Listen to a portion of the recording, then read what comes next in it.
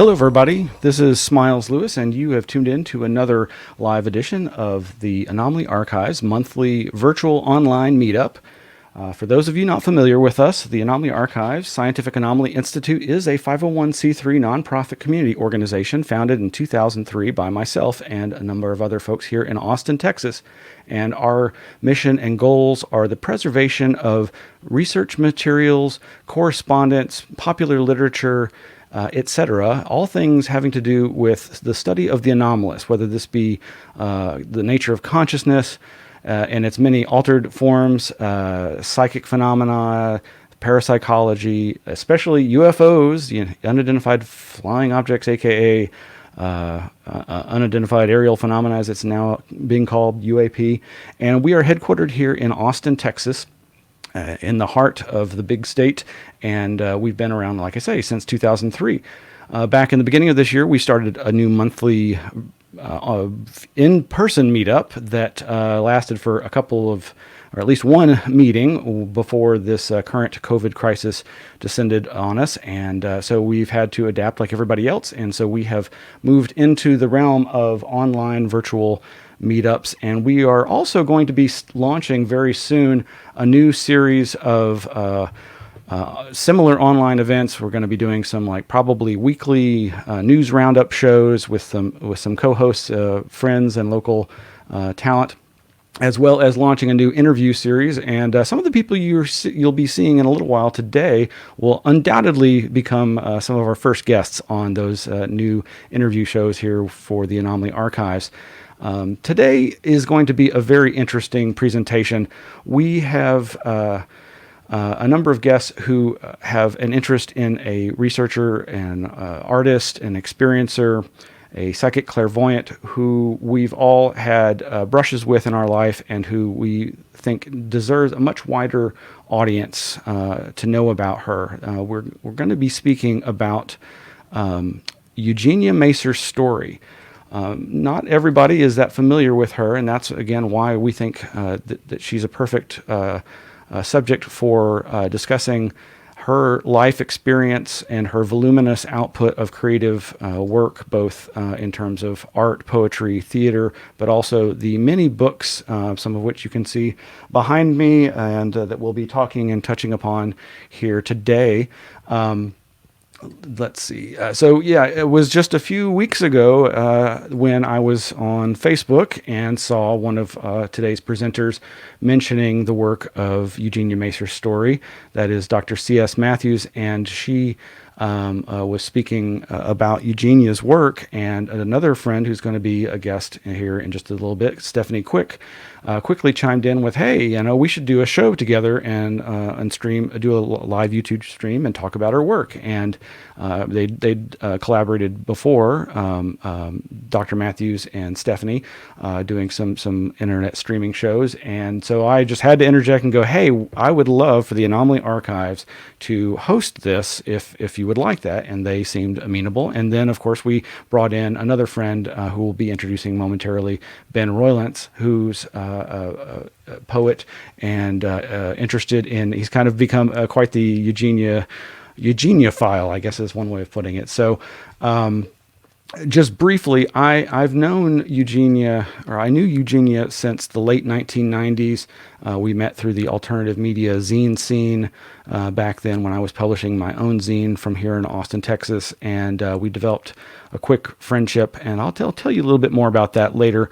But as we proceed right now, I do want to read, this is a poem by Eugenia Macer-Story from the volume 2 of the Hunter-Gatheress Journal produced by Joan Dark. Joan Dark being the publisher back in the day of Paranoia magazine, a really wonderful zine. And back up there you can see a copy of Hunter-Gatheress Volume 1. Eugenia is also in that, as well as the Paranoid Women Collect Their Thoughts, which Eugenia is in. These are also wonderful works that are available out there. So I'm not much of a poetry reader, so please forgive me. Eugenia, please forgive me. Master of Ceremonies. MC on Bleecker Street, almost alone, as your crowd dwindles the same as the other MCs crowd some years ago when we read duo, audience and poet. Under lights like doves in the photo exposure, colors moving in darkness above indistinct faces, where now I enter the air-conditioned room, just in time to hear a protest on the government of Zimbabwe. Presented by a well-fed U.S. poet in Bermuda shorts, shouting outward with the lights in his eyes, unaware. I entered late, sitting at the bar, the only audience watching amid people playing chess and waiting for the next act. Actually, not the ceremony I had come to collect, but what the hell? I was there. I watched. There's more poetry and material in this and the other works that we'll be discussing today. So without further ado, I'm going to briefly describe, we're going to proceed with, I'm going to introduce you to each of our presenters today, and then we'll actually have each of them do a brief presentation focused on what they particularly want to focus on, what they want to discuss about Eugenia Macer-Story's works. And then after Dr. C.S. Matthews, Stephanie Quick, and Ben Roylance each do their piece, I'll come back and briefly tell you a little bit more about my friendship with Eugenia. And then we'll just move right into an open panel discussion on Eugenia and her works. And also at the end, we should be able to take questions and comments. And if you want to leave a comment or a question in the chat comment area over on our YouTube page where this is streaming, or the Facebook page where this is streaming, if we decide to choose your comment, let me see if I can get this working. We'll display it like this. So anyway, and so moving right along, our first guest presenter is going to be Dr. C.S. Matthews. Dr. Matthews has studied religion, new religious movements, occultism, and paranormal experiences for over 4 decades, has advanced degrees in religious studies and American cultural studies, and is an ardent environmentalist. Dr. M has practiced Sufism for 2 decades and also has studied Swedish-Finnish runes, shamanism, and Mid-Hudson Algonquin Indigenous traditions from native teachers. Additionally, Dr. M has been a journalist and has also published poetry, short stories, academic papers, and a textbook on new religious movements. And most recently, a survey of paranormal reports and experiences in the Hudson Valley called Mysterious Beauty, Living with the Paranormal in the Hudson Valley. And here is our guest presenter, Dr. Matthews. How are you today? I'm good. Very frizzy here, but good. Thank you so much for joining us. I'm going to just say, I just briefly want to say how I came to be aware of you and your work was because of our other guest. Stephanie and I have been friends online for quite some time, and a couple of years back she told me about this amazing dissertation or paper that you'd written back in, I guess it's 2001 on the African-American experience of the paranormal, often described as the shorthand of the alien abduction experience within the African-American community. And it's a fantastic and intriguing paper and subject that we'll have to have a whole discussion about at some point. But I just want to thank you so much for joining us, and thank you for your interest in Eugenia, and I'll let you have the floor. All right.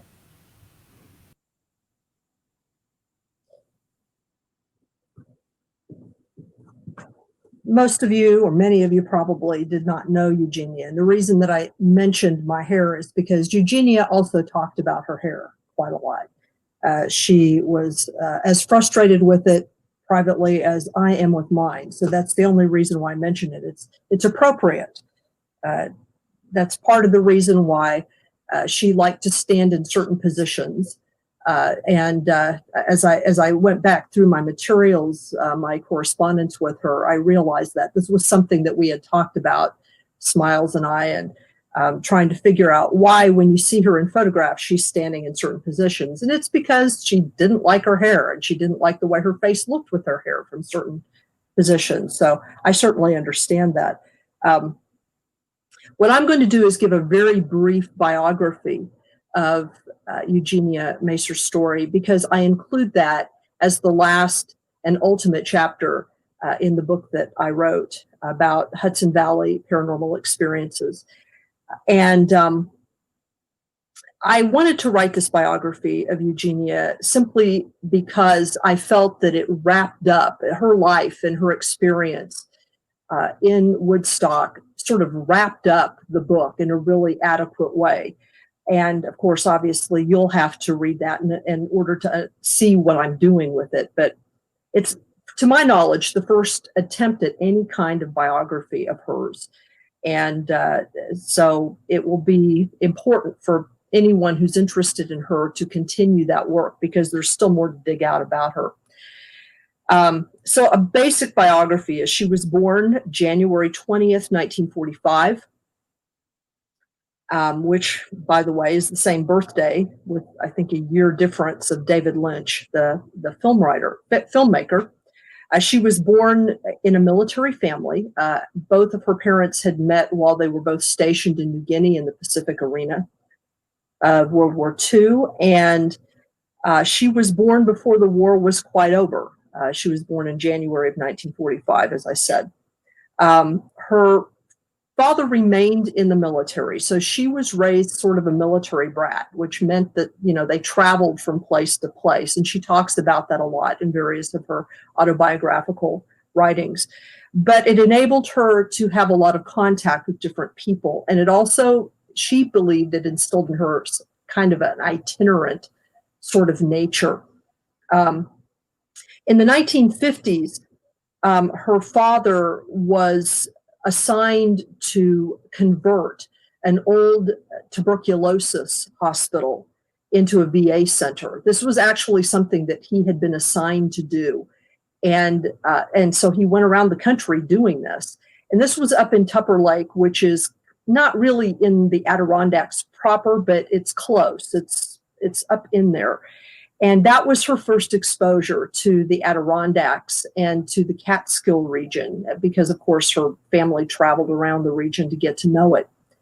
And it was also the first location of her first odd experience that she remembered. I'm going to mention 3 odd experiences that she references in a couple of her autobiographical works that she regards as being absolutely foundational to her development as a person. And this first experience occurred sometime, she didn't know exactly when it was. It was sometime in the middle 50s. And she was playing by herself. I'm going to actually remind myself here of some of the details. She was about 11 to 12 years old. So this would have put her right, like in the late 50s. And she was playing by herself in some kind of a playground. It wasn't a playground, really. It was sort of a park. And while she was playing there, she recalls that she was approached by a very professional looking man. The way she described him was that he was dressed in a very dapper sort of way. And she remembered his appearance was very odd because it was very sudden. She did not see him walk up to her. It was just like he suddenly appeared to her. And she regarded this as curious because one of the things she always trusted in herself, as she puts it, was a kind of sixth sense that she had about danger. And she liked in a number of different interviews to talk about how that's how her natural clairvoyance manifested itself, that she just had this ability to sense if she was in danger. So this person just appeared to her. And according to her account, he handed her a business card, or what passed as a business card at the time, and said to her, keep in mind that he's an adult, or at least appearing that way, and she's like an 11 to 12-year-old young girl. And he passed her a business card and said to her, I'd like to do business with you. And then just walked off. Now, of course, hearing that story now, we would be seized with superstition about that, or suspicion about that. But she apparently did not take that in a bad way. She never saw him again. She didn't follow up on the contact. But what she remembered was the oddness of his sudden appearance to her and the fact that he seemed to treat her as a separate human being. It was the first time in her life that she remembered being approached by an adult as a separate person, not somebody who was like an adjunct to somebody else. So that was like the first sort of experience that she remembers as kind of an interesting, odd experience. The second odd experience occurred many, many years later. She had gone on to college and had gotten a degree in English, I believe, and had become a sort of a cub journalist at a publication, it was a publishing house, really. They did a number of different types of publishing, newspapers, et cetera, in Wisconsin. And she had her own apartment, and the way she recalled it is that she was on her own for the first time, and she really enjoyed it a lot. She was the only surviving child of her parents. They'd had a younger son, a younger brother for her, but he had died. I guess he had never been very well, and so she was raised as sort of the only child, and but she enjoyed being on her own. And I just will read this passage to you because it was a very strange experience to her. One day when she was home from work, she heard the noise of a car pull up, and for some reason, she felt the impulse to look outside. What she saw terrified and confused her. So she was on the bottom floor of an apartment building. Several men, all identically dressed in official-looking khaki uniforms. And keep in mind that, she was raised in a military family, so she was familiar with people dressed in official uniforms of one type or another. But according to her account, she didn't recognize these uniforms. They exited an old model beige vehicle, which sported a simple red flashing light on top. That was sort of like police, but not police. They appeared to be heading directly for her apartment, and furthermore looked like they were fanning out to surround all entrances and windows. She had no idea who they were or what they wanted, and they clearly didn't look like local law enforcement. According to her account, she was terrified into almost a kind of paralysis, and as quickly as she could, made her way to a back room where there was a phone so that she could call the actual police, because she recognized that these were not normal police. She sat stiffly on the bed, holding the phone receiver beneath her, trying not to move, and yet aware that the men could see her through the back window. She heard one of them say, "Oh, it's all right. She's only making love to her pillow." In her panic, Eugenia had grabbed a pillow to further cover up the fact that she was preparing to call the police. At that point, apparently, once one of them said that, they apparently just all sort of stood up and walked away and then disappeared. And she recalled that this incident had a strange visceral effect on her awareness and consciousness, precisely because it didn't make any sense. Who were these men, and on what or whose authority did they simply surround her home and peer into her private world? And then what did the comment mean? And she was never able to determine what this was about. It's almost like a Men in Black experience, except they weren't men in black, they were men in khaki, which is very strange. So that's the second experience that she remembers as really standing out to her. And the reason why that's important is when she has her important and seminal UFO experience a few years later, in her book, I believe it is Doing Business in the Adirondacks, which I think once I reread all of her stuff for this, I realized, oh, this guy had handed her a business card that said, "I want to do business with you." And then later on, she entitles one of her books, Doing Business in the Adirondacks. I don't think that that's a coincidence. But in that book, when she talks about her UFO experience, she specifically sort of references that weird experience with the khaki guys, because on some level, she came to believe that they were connected in some way, but she never knew exactly how or why. So the first UFO experience that she had, or the most important one, occurred in 1973. She had graduated. She'd gotten an MFA at Columbia University. In fact, this experience with the khaki guys had inspired her to go back to graduate school. And she had already written a play, or kind of I guess it was sort of a screenplay play about that involved paranormal experiences. And they actually had accepted it first at Yale in their drama department, but then she decided, because of a strange series of experiences that she had at Yale, that she was going to go to Columbia, because they also accepted this play and accepted her for matriculation. So she actually went through their MFA program, got a degree in drama and drama writing, and that's a large chunk of what she did for the rest of her life. No matter what else she was doing dramatic presentations, writing and directing and producing avant-garde plays, essentially. So she had been living in the New York area for a while, and she was trying to decide whether she should move to Boston or live in New York, or what she was doing. So she did go to Boston for a little while. And while she was in Boston, the following thing happened. She was standing on a train platform outside of Boston, waiting to catch a late commuter line on a Sunday evening. She actually worked at this time, so she worked in the evenings. It was December 30th, 1973, when she spotted a, quote, dilating UFO light, which suddenly became a V-shaped formation of smaller UFO lights. The entire display appeared, disappeared, and then reappeared some 50 or 60 yards from the train platform. Eugenia goes on to say that although she had come from a family of psychics who took altered states of consciousness and otherworldly encounter as part of their common shared experience, and as indicated, had some odd experiences already in her life, she was not prepared for the effects the sighting had on her.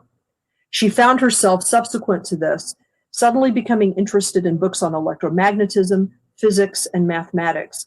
She began having very strange and vivid dreams about UFOs, and would often awaken to a strange humming sound that others didn't seem to hear, but to which animals would sometimes react.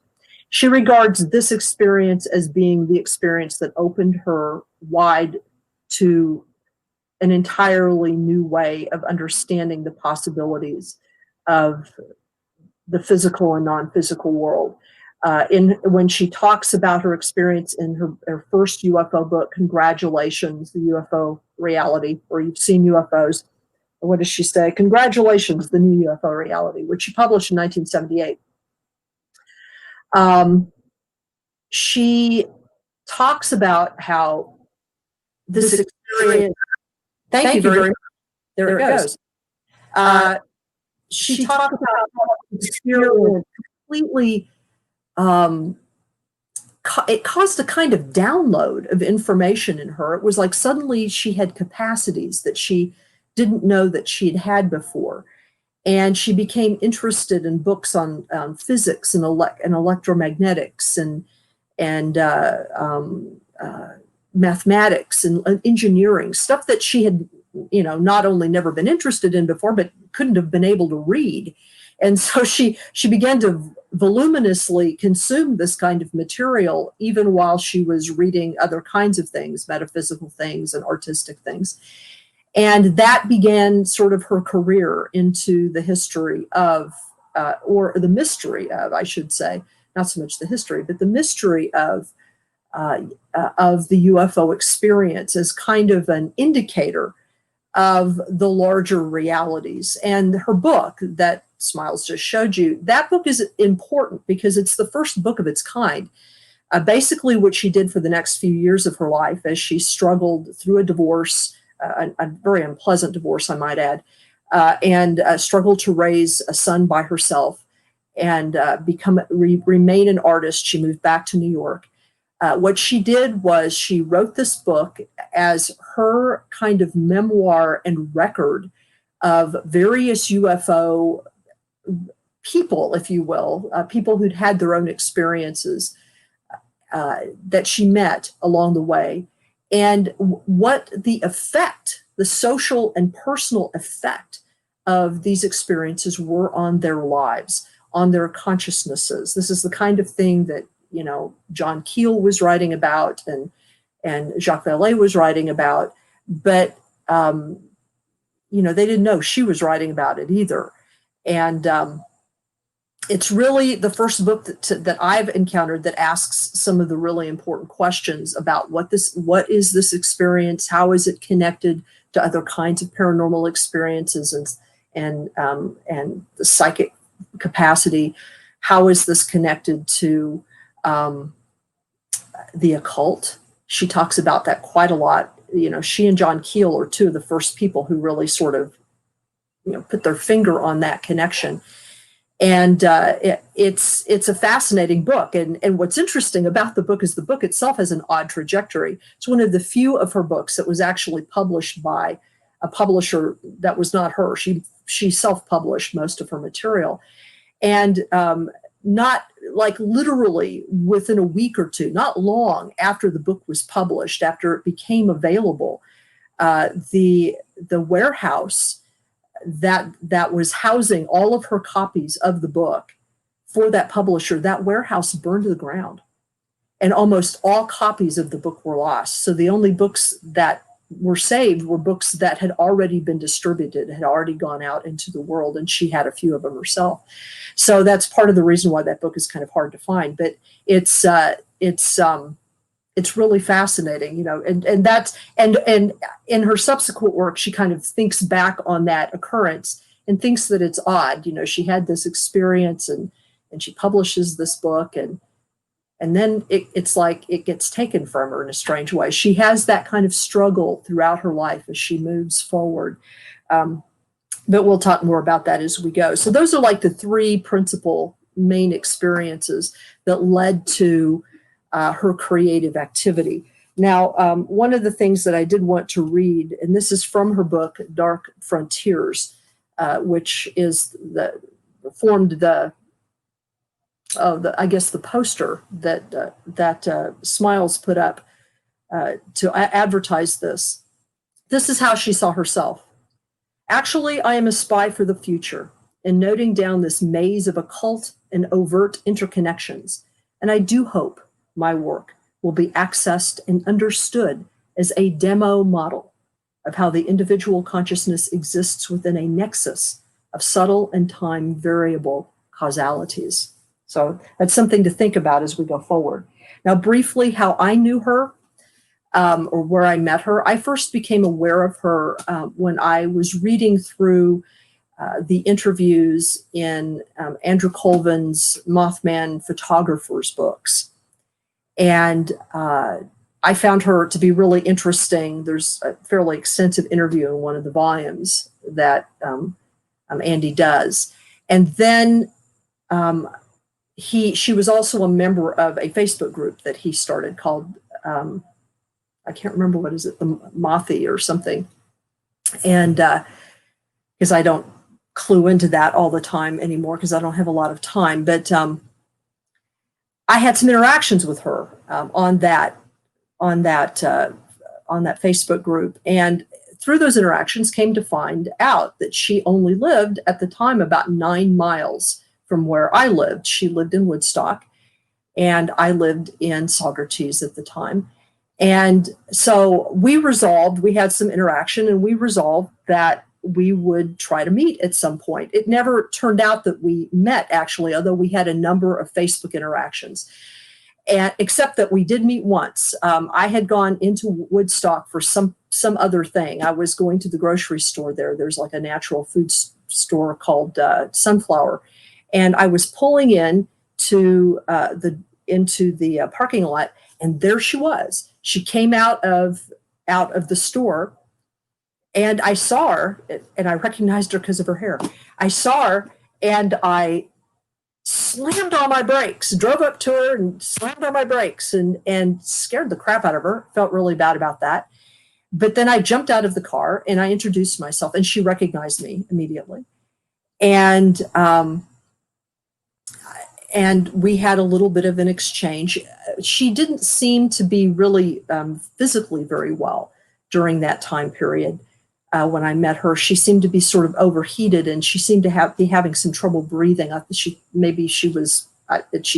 sounded like she'd been running or something, but she didn't look like she had been.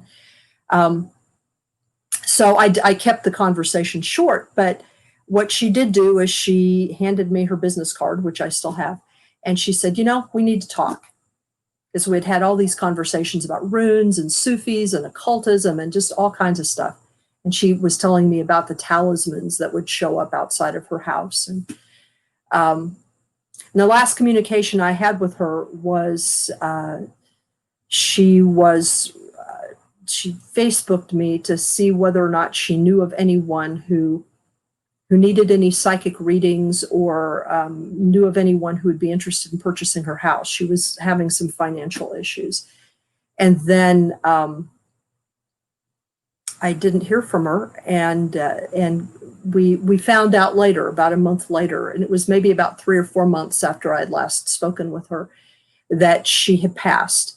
And that was, it was in December. I believe it was December 9th. I think it was December 9th. Of 2013. And the reason that that's actually significant, and I hope I'm getting the date right, is because there's an individual who now lives in Phoenicia, New York, who lived in Woodstock at the time. And she's an artist. Her name is Christina Varga.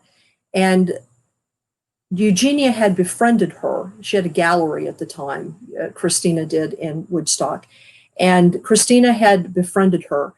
And after Eugenia died, her son, Eugenia's son, gave Christina all of these unfinished oil paintings that Eugenia, or some were finished, but a lot of them were not, that Eugenia had started. She also did a lot of painting.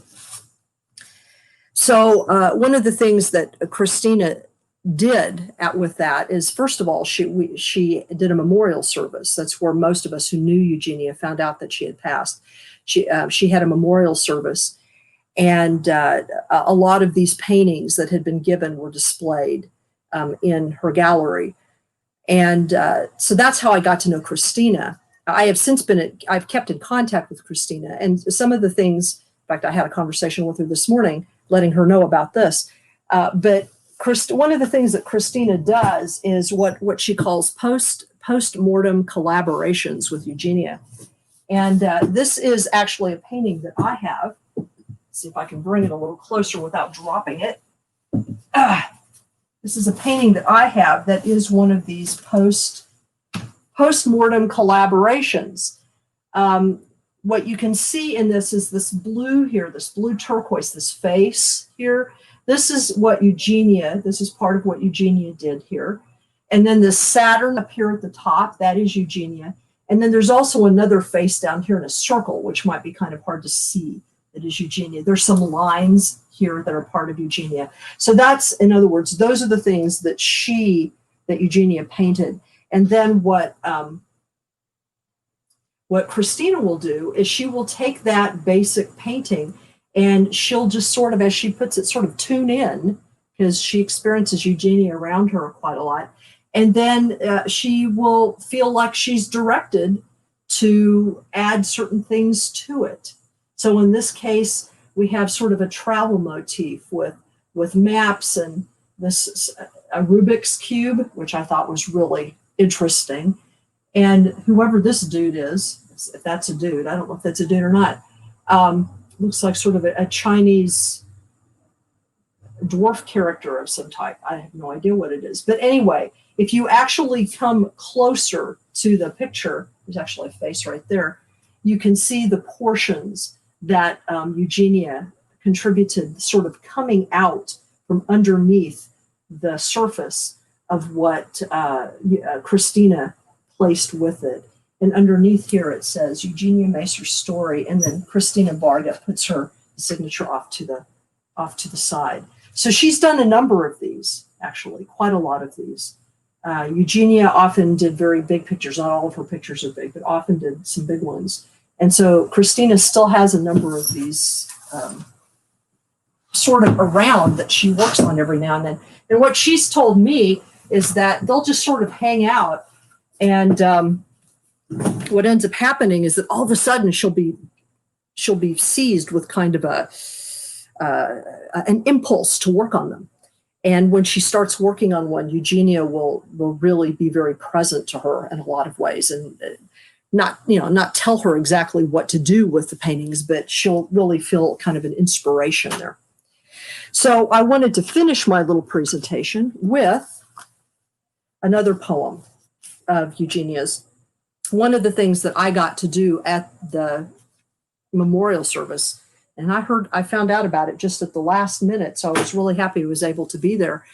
When all the people that I met there at the memorial service were all people from all the other facets of Eugenia's life.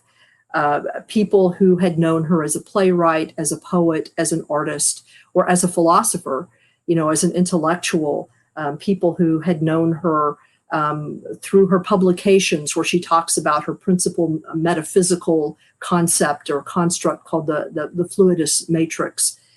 And I was the only person there that had known her from the paranormal community. And so I was the person that sort of represented the paranormal community to everybody else. And so I got to read a poem, a couple poems that she had written about UFOs specifically. Now, I don't have those specific poems, but I do have this poem. And this is a poem in the book, Crossing Jungle River, which is actually a hard book to find of hers. And this is called Skunk Star. Smell of the unseen, deep trails beneath built foundations of the house lead the skunk hunter to windows. Looking out, nothing's there, but a new bright star shines alone in dark, foggy sky. Great image. Okay, Smiles. That was great. Thank you so much, Dr. Matthews. And I'm so glad that you were able to be there to represent that part of her life. Because, and I think it's beautiful and amazing to me that people can be so prolific in various fields, and of course the esoteric occult field, the hidden part of their life, is often the weird part of their life. That's not to say that other parts of her life weren't equally weird. I'm not sure. I didn't know her in all those other respects per se, but I too actually was blessed to present the para side of a close friend of mine at his memorial, and it was similar. Like, I mean, there was other friends there who knew of his paranormal sides, but that's great. Thank you so much for the presentation, and especially for getting to see the painting as well. So next up is going to be my good friend Stephanie Quick, who I met finally face to face several years after first encountering her online. She reached out to me and my co-host of one of the web radio shows that I've done over the years, and we became fast friends, and I've always appreciated her area of interest, and over the years discovered her interest in experimenting with and documenting synchronicity, and in fact, she did some very interesting and worthwhile to look into synchronicity experiments that we'll probably talk about separately on a whole other show soon. Hey, Stephanie, how you doing? I'm okay. How are you? I'm pretty good. Thank you for joining us. Thank you for putting this together, and also to Dr. Matthews and Ben for coming along too. Absolutely. And so let me officially bring you on with your bio here. As a girl, Stephanie Quick found herself captivated by the stories contained in the alien eyeballed covers of Strangely Enough. Aside from the odd levitation, she didn't get much in the way of actual experience of the strange until a near-death experience at the age of 21. This event and following esoteric practices taught by the entities encountered in her NDE resulted in a wide range of high strange events, including premonitions, empathic communication with the dead and the living, telepathic communication with trees, missing time with a gnome, and an outrageous number of synchronicities. using models from anthropology, the humanities, and esoteric theory. Quick endeavors to develop new questions and understanding about the world of the high strange, not just as an intellectual exercise, but in order to help interested people, experiencers or not, gain insight into these phenomena. And I think she's doing a great job at that. You can find more of her writing and thoughts and links to the many podcast interviews and co-hosting events that she's done at her blog, Ghost Dog is a Mystery Box, which is one of the greatest titles ever for such an endeavor. So, Stephanie, thank you, and I'll take it away. Oh, great. Thank you. Okay, so thank you everyone for tuning in. I'm really excited about this. I learned about Eugenia through Dr. Matthews in her book, Mysterious Beauty. I had been a fan of hers in her AKA as Wham co-host of the Church of Mabus radio show for a number of years. And then we started to interact. I was on the show, and then her book came out, and I just love the whole thing. It's very influenced by Keel and Ballet, and she has a wonderful chapter on Eugenia Macer-Story, who I'd never heard of before. And she's just Eugenia is just an amazing woman and an incredible presence. And I felt some similarities with her. I'm only not sporting the same hair as her and Wham because this is less than 10 hours after I washed my hair, so it hasn't had time to frizz up yet. Which is interesting because I'm going to be speaking about her, Eugenia's interest in synchronicities. And then she developed this theory based on like physics, electromagnetism, space-time dimensions, basically a technical theory called the fluidus matrix theory, where she, and now, as Small said, I've been interested in synchronicities very heavily and experimenting with them for over 15 years now. And so they raise a number of questions, which she addresses, not just on kind of like in a logical or rhetorical format, but she goes into the current physics and maths and looking at the different forces involved in creating our universe. And has developed this theory, which I don't have that background. I have some science background, but not in that arena. So I'm going to be talking around that because she has formulas spread out and everything. And I mean, as I say, it's all Greek to me, to be corny about it. But I think that she's a lot smarter than I am. I figured reading this. She is very precise with language. She has a gift for insightful and illuminating analogy. So hopefully we'll be able to give you a better idea about synchronicity and some of the ideas that she had about it. One of the things that I really like about her approach to this area of the paranormal is that, well, let's start with defining synchronicity. This is a concept that Jung came up with. The idea is, to say it shortly, it is a meaningful coincidence. So in your location, within a small area of time, you are going to see something happen that, or sometimes two things or more, that obviously have a distinct meaning connection. And so this can go from anywhere from like a library angel, you're really looking for a book or you're looking for an answer to something. And I mean, sometimes with people, the book will literally fall out of the bookcase in front of them. For those of us who need a little more encouragement, I guess. Or someone will suggest it to you, or things like that. You run into the person who can give you just the right contact information for a job that you're trying to search for, that type of thing. I was on a show talking about synchronicities recently with Rojan Razorwar and David Metcalf, and Rojan told a great story about a synchronicity. He had a falling out with his mom, and this is the condensed version, many years before. So he's at work one day, and a cousin of his came in that he hadn't seen for a while, so they exchanged phone numbers. As it happened, within a week or two, his cousin just happened to take a trip after this to some place where they end up like in the middle of nowhere at this gas station for some reason. At the same time, his mom had been on a bus trip. The bus's toilet broke down, so they had to pull into this gas station for a pit stop, which is where his mom met the cousin, and his mom got Rojan's phone information, was able to contact him, which is a pretty great synchronicity on its own, because you can see how unusual it is for these events to be happening in the same space and time, right? The cousin is at this gas station where the mom just happens to be because, the bus broke down.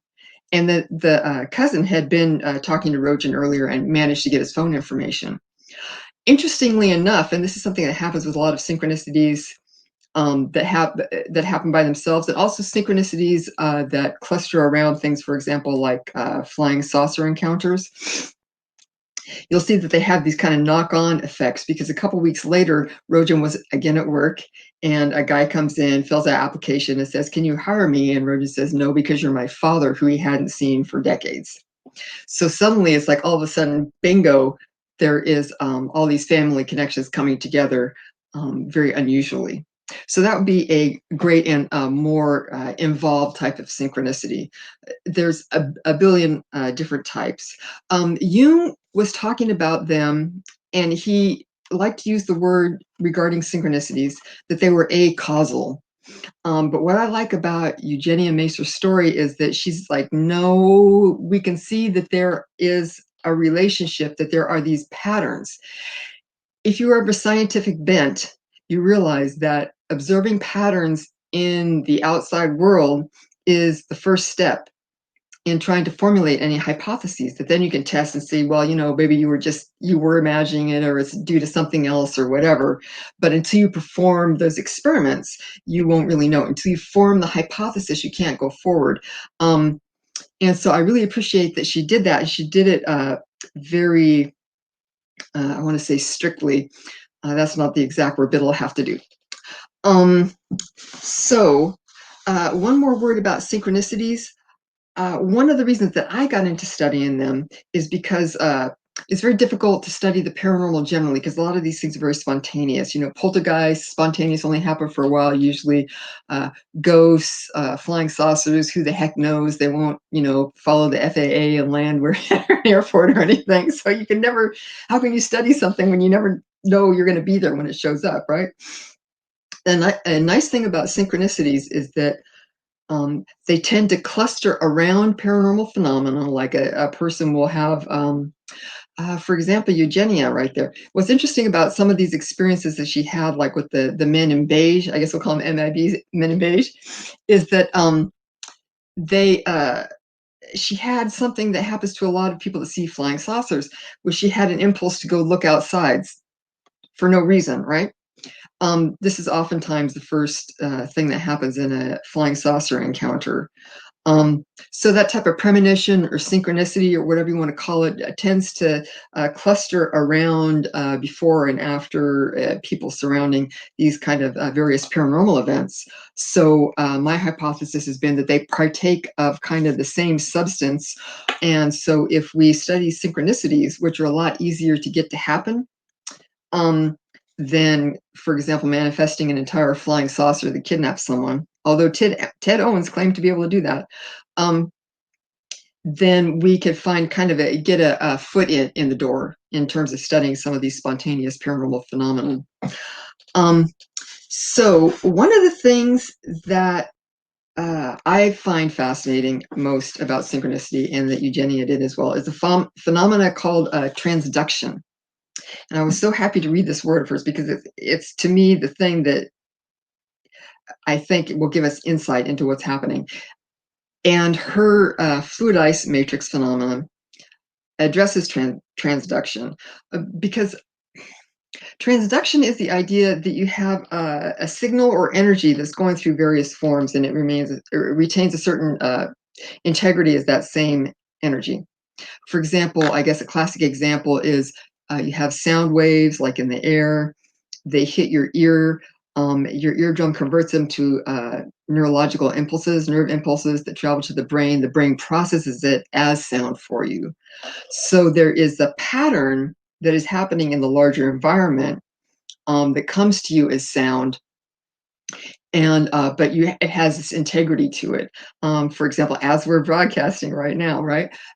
There's an image of me that my camera's picking up, is going through computers and fiber optics and being distributed and then re-manifest as an image on, you know, your device that you're watching at now. That's another example of transduction, because it's not like a picture of me getting sent through the mail you're opening up at your end of things, right? It's going through these very different forms. If you just cut a fiber optic wire and went and stared at it, even though I'm going through it, you're not going to recognize that that's what's happening. So this can happen in synchronicity in various ways. Usually you'll see that there's like a symbol language or symbols that you're able to follow through, or a logical, let's say a pattern, a similar pattern that keeps cropping up. One example I would like to talk about now is one that happened to me many years ago. I was in my previous apartment, which was kind of in the backed on some woods, and I had the back door open. I'm laying on the couch reading this book about the Nazca lines, and I see a black and white illustration of one of the pieces of art that has been made on the Nazca Plain, and it's of a hummingbird. And I was looking at it, and I was wondering, because I've always fed hummingbirds, and I like them a lot, because it's kind of outstretched with this, like laying down with its beak out, and then its two wings out to the side. And I thought, I wonder why they did it that way, because this is such a striking, unusual pose, but I've never seen a hummingbird in that position. I watch it kind of obsessively. So I had this, you know, let's see, you have the three-dimensional drawing book, graphic, right? Symbol, not language. It's coming to my mind, and I've generated a question that's in my mind. I'm by myself. I'm not mumbling. It's not going out anywhere. I got a little hungry. I was thinking about this cheese that we had in the refrigerator, to be quite frank. So I stood up and I hear this buzzing sound, and I went to, we had these windows that had, that were kind of like set back, so they'd have like a little edge there. And there was a male Annis hummingbird who got into the house. That's the only time he ever did. And he was kind of buzzing up and down the edge, trying to get out. So I grabbed him. I didn't grab him. I very gently got him in my hand, carried him out like this outdoors, and opened my palm. And before he flew away, he was in that exact position of the Nazca line hummingbird. So there you have the transduction of this whole idea of a hummingbird in this particular position, going from a page in a book to, in my mind, to you have like a living creature enacting this same image. So these are the things that become difficult to address in our current ideas about kind of space-time reality and how they work. So now I'm going to try and explain the fluid ice matrix to you. I'm looking at the comments here, so if you are getting real lost or I'm not making any sense, feel free to write something in there. I'll try and see if I can address it. So basically, she had noticed some things. One of the things that she had noticed was that when you have an instance of telepathy or PK, she was thinking, if this depended upon an outbreak of energy in the traditional kind of electromagnetic four-dimensional space-time reality, material reality that we normally are thinking that moving in, that basically you would expect there to be like outbreaks of, you know, spontaneous combustion or small explosions or these type of things. Also, she was driving. She was flying in a small plane with a guy over a place that had a magnetic anomaly in Alaska, and I know enough about engines to know that certain of the devices can depend upon magnetics. Most of them don't. So she was noticing that they were flying over this magnetic anomaly that was very apparent. Looking at the compass. The plane did not, the engines didn't break down or stop working, even though the compass was going crazy. So she's like, okay, there's something else that maybe is kind of magnetic, or is kind of, as she has, I think, determined in the works of hers that I read, maybe gravity-based. That is where this push is coming for things to impact on 4D. So basically, this is the fluid ice matrix as I understand it. You have 4D space-time reality, right? So you have your 3 dimensions, then you have time on top of that, and that is where we mostly live here. as far as our material existence, and where a lot of these paranormal phenomenon enact themselves. I'm scrolling down here on the things a little bit. Okay. So you have to consider that. Then you have the realm of what we would call the imaginal, which sounds like imaginary, but it's more, I think a good example in this space is, I can show you a bunch of mathematical equations on a piece of paper. That's not math. Math is that's not math happening. Math happening is when you are manipulating those mental concepts, because I could show you those equations, but you may not grasp them, right? So that's not the actual thing happening. The actual thing is whatever, Einstein or some mathematician is doing in their head, working in that space. That's the imaginal. That's what you have to take math classes or physics classes to get basically initiated into this realm of the thought universe. So you have the 4D reality, and then you have the imaginal, the thought universe. Let me read this thing. Mackenzie, I'm hopefully getting there. Please bear with me. Thank you. That's a good idea, a good point. Then you have what she called 5D, which is the fluidized matrix. And this is something that is maybe magnetic. I think she was thinking more, in most of the papers I read, that it was kind of more having to do with like a gravity force, possibly, or something beyond our normal electromagnetic spectrum. It is taking place in the nano level, which is kind of like inside, very much inside atoms and these small particles, but at the same time it is kind of a matrix or interconnected netting that is emerging from this very small space, but also enveloping this space and able to interact with both the realm of the mental, the imaginal, and physical solid material reality. So this is interesting to me because when I first thought of this, when I first read about it, I'm interested in a certain amount of esoteric theory, and it sounded very similar, as I said, to the imaginal realm, or what some people might call the astral or mental realm, and the etheric, which is basically concepts from the occult, where you have something that you're just thinking about or imagining. When you want to you push that mental structure into the physical, it can go through the etheric, which is kind of like this mid space that when you end up doing, like, say, channeling or mediumship or doing PK effects, various other psychic phenomena, you can definitely feel it, and people can connect with that. I'm not sure what lab experiments have been done as far as trying to verify any type of electromagnetic effect or whatever, but so there's this whole idea that you have this another dimension, which is in a matrix form. So if things are very interconnected, and information can kind of travel non-locally between these nano spots in the atoms. See, I'm already blowing it here. I would encourage anyone, if you could run across any of her articles, she does a great job of explaining it, and she's a very clear writer. So she has a number of examples and formulas that talk about this and say, okay, if this were true, then, which is the beauty of it, because she uses this not just to kind of say, well, I have this airy-fairy theory, but she's like, okay, if this is so, you would expect to see XYZ. And so some of her examples, before I get to that, she has a great example, I thought, or analogy of how this matrix could influence the physical. And so the way she lays it out is that she saw an example of a domino pattern that some people had laid out, and it looked like just a bunch of dominoes standing up, right?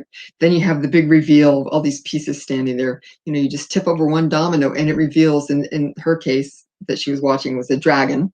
And she made the point that when you have intelligence on either end working this, she says, there could be at the 60 intelligence, 40 intelligence communicating, you can have a pattern that's revealed, that's encoded in whatever matrix, like with the dominoes, and a very small physical effect can reveal that pattern. So let's say, well, in Rojan's example of meeting his mom, as it turned out, his mother was very hot on wanting to get back in touch with him at the time that this synchronicity happened. So you could have the idea that she encoded in this fluidized matrix the strong intention that she would meet Rojan again. So this is kind of activating this whole matrix, and then at a certain point something happens and she's able to activate it. And so you can have all these very disparate non-local effects popping up. Oh, the cousin going to see him, the bus breaking down at the exact right moment to meet up with the cousin. You have these non-local phenomena that are very meaningful and that would seem to be connected somehow to any sensible person. I mean, I know there's supposed to be the law of big numbers, but some of these things, I think they're pushing it a little bit because they haven't, Anyway, so she predicts some other things that are happening here, or that should happen given this. And she talks, because this all has to do, I'm going to get crazy here again. This all has to do with the nature of space-time. Because when she was talking about this being possibly gravity-based or linked to gravity, the fluidized matrix, this 5D matrix, I was thinking, because gravity, is it local or is it non-local? Because it seems non-local because the sun is affecting us, but it's like way the heck away there. It takes minutes for light to even get here from there. That's kind of a long way. So I was looking it up, and as near as I can figure, space-time, gravity works locally according to space-time, but space-time is not what we think it is, because there's no absolute locations in space. It just has to do with relative objects, how they're oh, excuse me. I had Lyme disease many years ago, and sometimes my brain just goes on the blink. So thank you for bearing with me. I should be okay now. You have objects, and location has to do with their relative position to one another, right?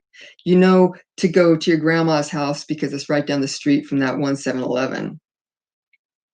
Your grandma's house is, moving through a universe at, however fast we're going around the sun and through the galaxy, and the galaxies move through the universe. And there is no place in the universe where you could get outside of it and say, okay, it's all in this Cartesian box, right? So everything has to do with its relationship to one another. And so what this means is that space-time itself is kind of not, again, Cartesian. It's a very kind of fuzzy, fluid phenomenon where you have things interacting with each other. So she found and predicted certain things. She was saying that as far as landscape anomalies, like a window area, we would be thinking of, where you have like a lot of paranormal phenomena. She also included luck as another thing, like I guess good luck or bad luck, as being associated with these areas. She said that they would have areas with crystalline deposits, water, and steep altitude differentials, which is fascinating to me because one of the places that I've known personally, where I've been many times, that is just haunted beyond imagining and belief, is a place called Nevada City in California, in the old gold rush area. And it has all those things. It's huge amounts of quartz crystals in the granite, has water flowing through there, and steep altitude differentials because it's just coming up to the Sierra Nevadas there, which is a kind of a new mountain range. But yeah, I've seen everything from there, from like ghost fires, that this one house was seeming to be on fire so often, and people were calling in so often, the fire department would go there and nothing was burning, that the fire department stopped answering calls from that house. Full body apparitions seen by numerous people, poltergeists that push people downstairs, or that might have been a ghost actually, ghost chicken, just like everything. I mean, literally, you walk down the street and people are stopping you. Oh yeah, this ghost here. So it's interesting that shows the power of her theory is that she makes these predictions, and it's not just because she kind of noticed these things, but she's saying in that the physical properties associated with these particular conditions in our material world should facilitate this particular type of transference. She also talks about catalysis, or when you have, for example, oxidation, rust, or burning a candle, and that the properties involved in these processes should also facilitate the fluidized matrix being able to communicate between the mental realms and the physical realms. And she gives some examples there. One was she moved into a new space, and there was an old pipe there, which was fine.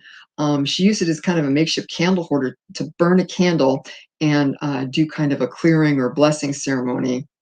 And then I guess within a matter of weeks or months, this piece of pipe became incredibly rusted, and she's wondering about possible activation of her mental and coherence, and through the candle, facilitating the fluidized matrix to kind of cause a contagion of rust or a catalysis on this pipe. Who knows? So let me see what else here. She talks about also feng shui, ritual altars, theaters, and plays.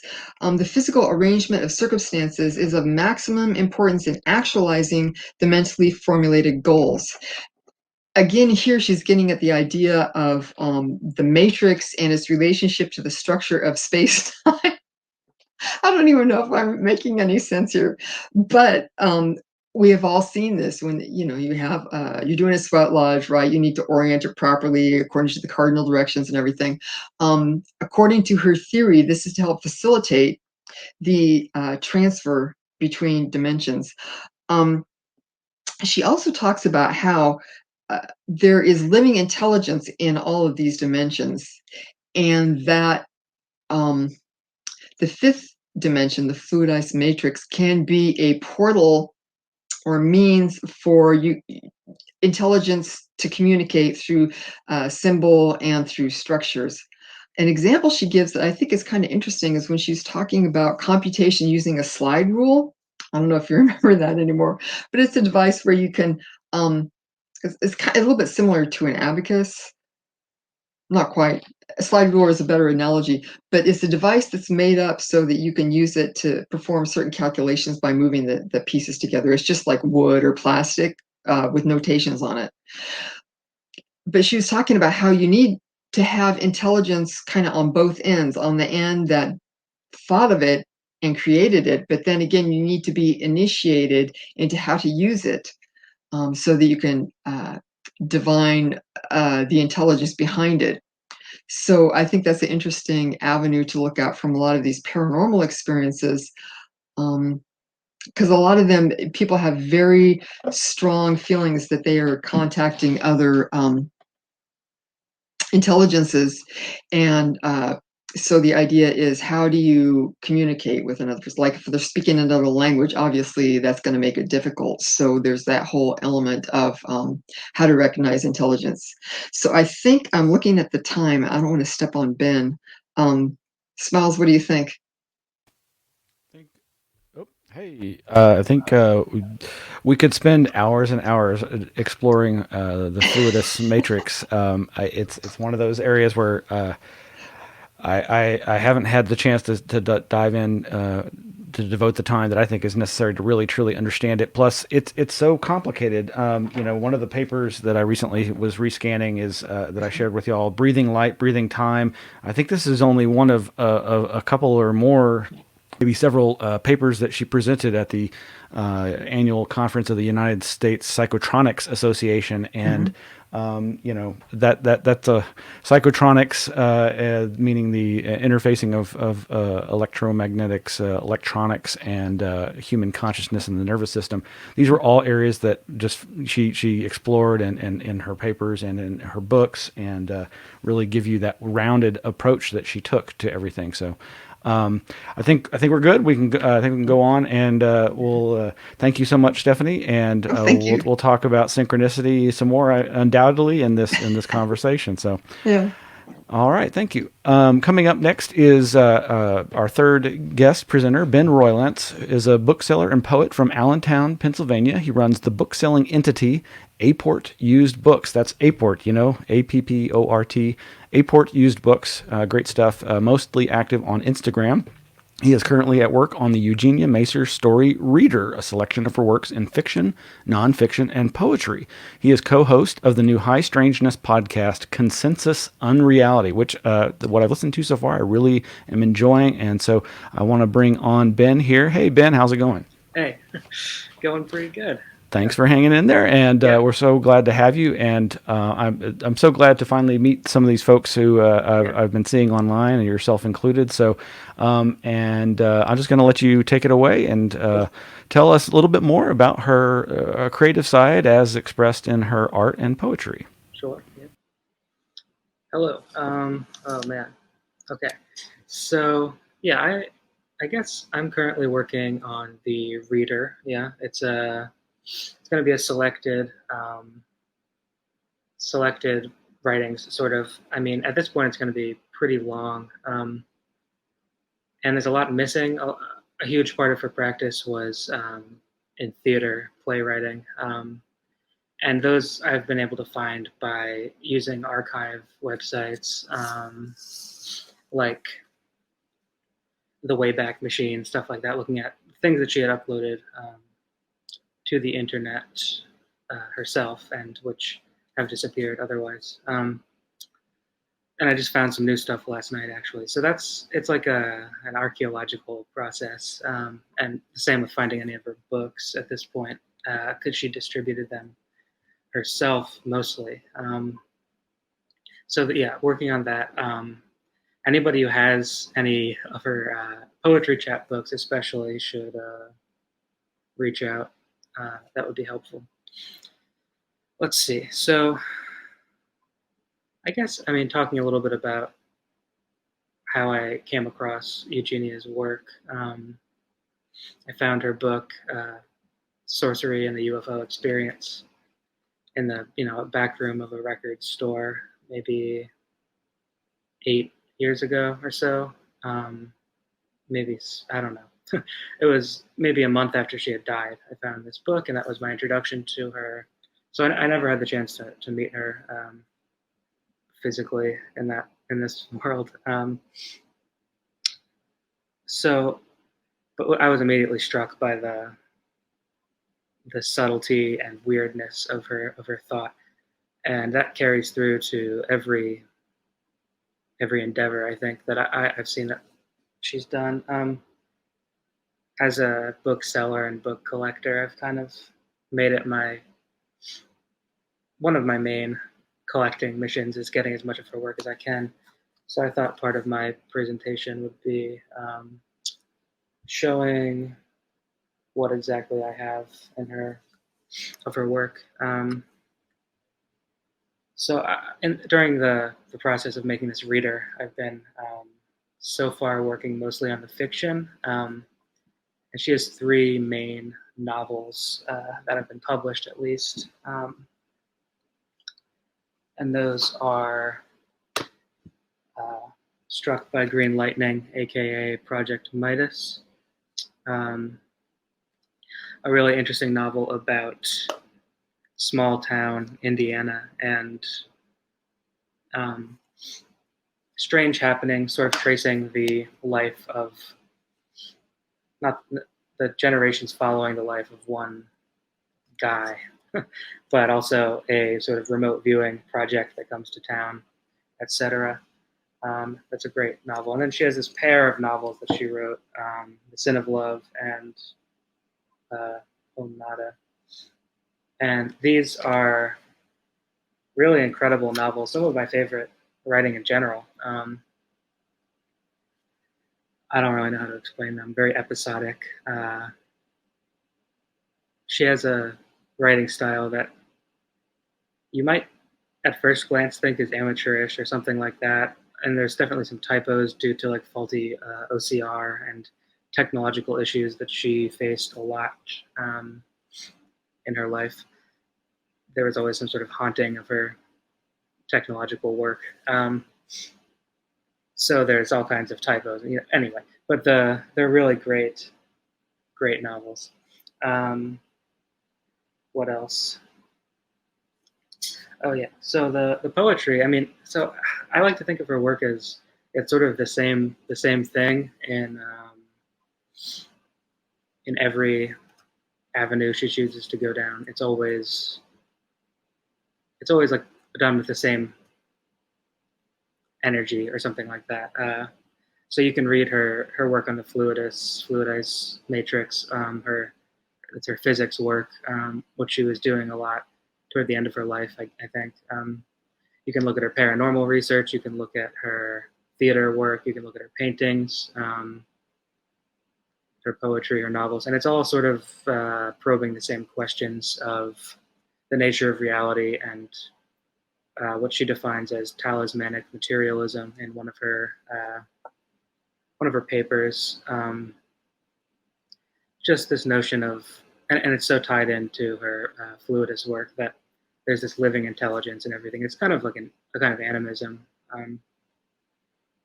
but sometimes with more like nefarious aspects as well. There was a lot of, I don't know if I would call it paranoia. I mean, I guess you could call it paranoia. There's nothing wrong with paranoia, and I think it comes with the territory too. When you devote yourself to, if you really give yourself to these things, to the psychic world, and trying to understand the nature of reality, you become a little paranoid. But there's a wisdom there too.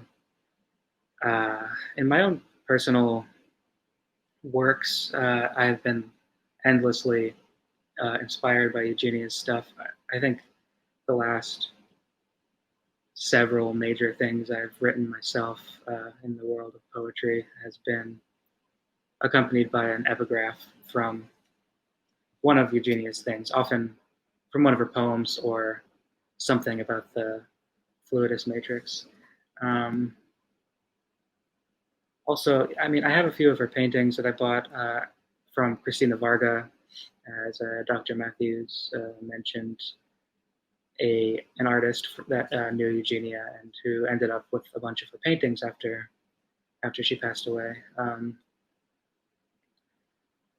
But I didn't want to do this live stream in my crowded, book haunted bedroom. It's too, yeah, no. But anyone who's interested, I can show you pictures of them. They're incredible living objects that carry this really intense spirit. You can learn something new from or see something new in every time you look at them. So it's hard to say where her like major work is. And because, I mean, right now in the process of doing the reader, I'm really focusing on her fiction. I'm trying to find a way to excerpt correctly from her novels, but I mean, she also wrote short stories. This might be my favorite book of hers. It's called Troll and Other Interdimensional Invasions. Troll and Other Interdimensional Invasions. Incredible book, which features sort of like the middle of it is this long, I don't really know if you would call it fiction. It's called the Captain Midnight Transmissions. I guess it's like playing with the idea of what fiction is, but is more or less autobiographical. E. Macer-Story is a main character in it, who is also the narrator. So it's kind of like, also, this is a hole in my shirt. I'm not like, sorry. I don't have like schmutz on me or something. So yeah, she's always playing with those boundaries between fiction and reality, which is one of my main interests in writing, is playing with that, because that's what you're always doing anyway. So doing that consciously, I think, is important. Let's see. And as for her poetry, yeah, I'm still looking for several of her early, especially her early chapbooks. But this is one of my favorites, Vanishing Questions, which she describes as metaphysical poetry, right? Often she'll ascribe a genre to her books of poetry, like love poems, and they're never really exactly what she describes them as. They're always just kind of like her thing, whatever that is, which is a great, the best thing ever. I think the best style. Very, very strange. She does a lot with the page, right? For me, as a writer of poetry, I think it would be a little on the nose for me to read one of the poems. And as we've already had 2 of them read, so I'm going to skip that. But let's see, what else? As for genre, yeah, so her nonfiction is really a wide net of stuff. This is one of my favorites, which is a work of astrological theory, talking about the decans or deacons. I don't actually know how you pronounce that, but she channels each of these astrological facets, and it makes for like this very poetic, sort of strange reading experience. That, yeah, and this was also one of the only books of hers published by not herself. It was published by this Regency Press, along with this, her classic UFO book, Congratulations, The UFO Reality, was published by Crescent Publications. So, but other than that, much of her work was put out by Magic Mirror Communications, which was one of her, what would you call it? One of her publishing and, like a publishing venture. And then there's also Yankee Oracle, which was sort of the vehicle for the Yankee Oracle Gazette. And that was, I don't know how often it was. I think it was probably several times a year she would put out mostly writings by herself. Sometimes other people would submit. It was just like a cool little zine that she kept going until I think pretty late in her life. I think the last one that I've seen was 2010 or so. So she had all these things going on at once. She was presenting at like sort of fringe physics, conferences, like psionics, psychotronics, all that, radionics, all that kind of stuff. She was writing plays and directing and sort of producing them at the Theater for the New City in New York. She was attending poetry readings. She was having painting. So she was like this very active person who somehow through all that remained kind of inscrutable. And yeah, I mean, everything that I've been able to glean has been just by being like decent at scouring the internet and talking to people who have actually known her, 2 of whom are on this stream today. So I guess the last book she put out was the Bright Spidey Charm book, which is one of the strangest books I've ever read. It will jump around in time and like rearrange itself, creating these like you'll read something and then she'll take that exact same paragraph and put it later on in the book to recontextualize it. So it's a really interesting experiment in, I guess it's kind of autobiographical, but also like a sort of occult self-initiation type text where she's trying to figure out these talismanic branches that keep showing up on her property and other strange things like that, glyphs kind of like showing up in stone, etc. Is the connection bad? Is that true? Is that me? Someone said that on Facebook.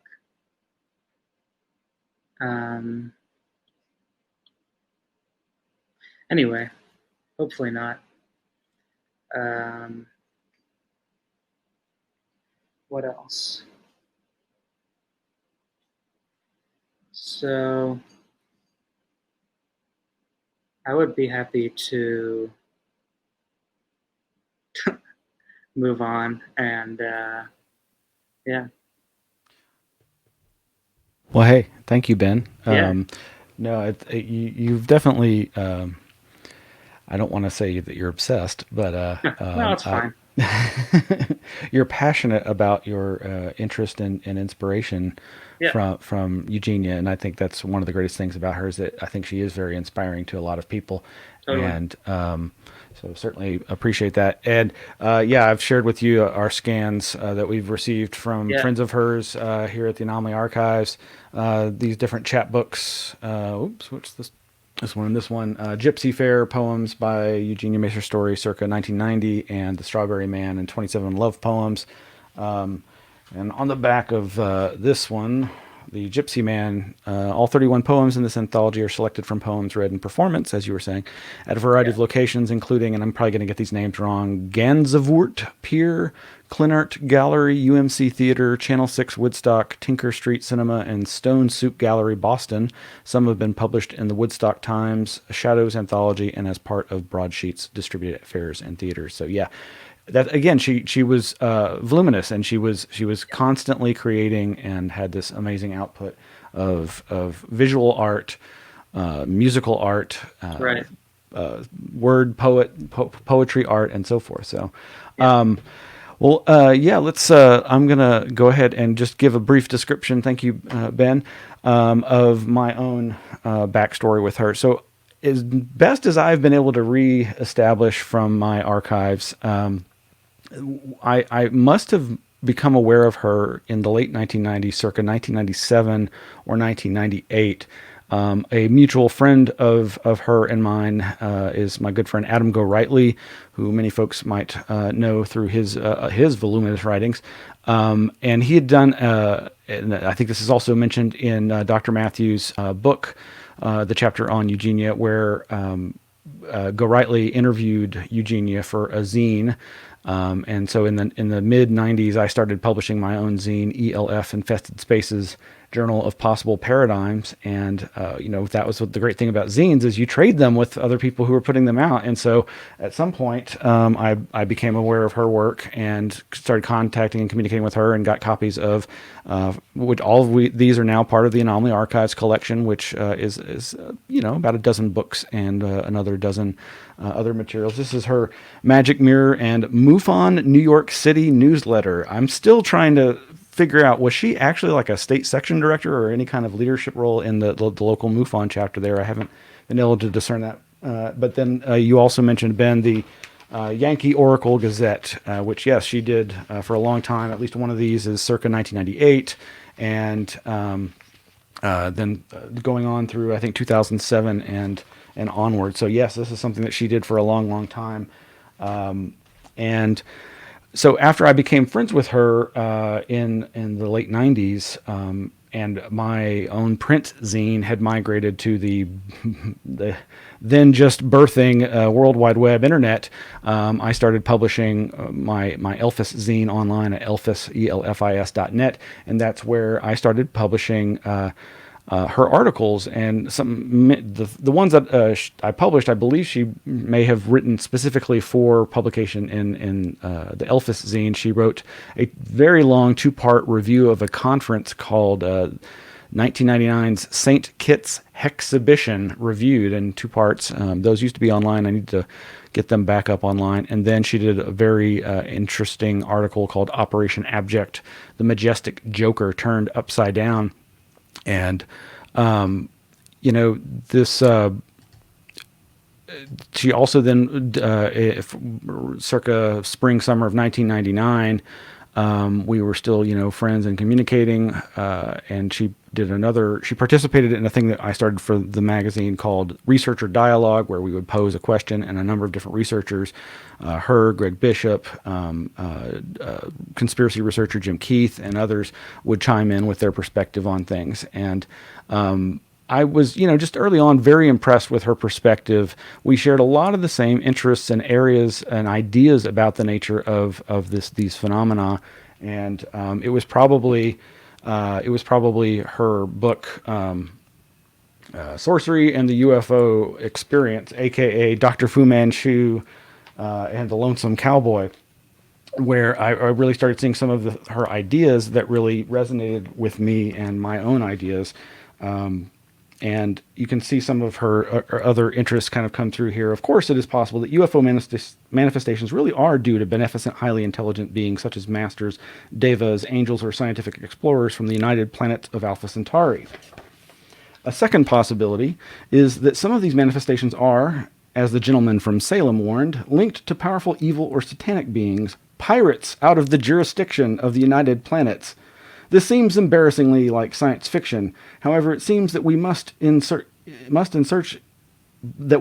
search in the realms of what has previously been called impossible in order to find an explanation for events in the UFO area which have previously defied explanation. And she had the word impossible in quotes, and I immediately was reminded of Dr. Jeff Kripal at Rice University's Authors of the Impossible, and they're now Archives of the Impossible. And again, just like, well, she got it like well before. And then later on in the book, she says, when dealing with symbolic rather than specifically verbal information, it is easy to become enmeshed in a flexible quicksand of interpretations and interconnections which lead uncomfortably nowhere within the confines of this four-dimensional continuum. And there's just so many great quotes in this book. And we should, before going any further, I really wanted to share earlier this. This may be the only video that's currently online besides what apparently Ben found through the Wayback Machine. This footage was shot that I'm about to share with you was shot by Paul Kimball and his Red Star Films production company back in 2007 at the Oak Island Resort as part of a research investigation of the Oak Island mystery.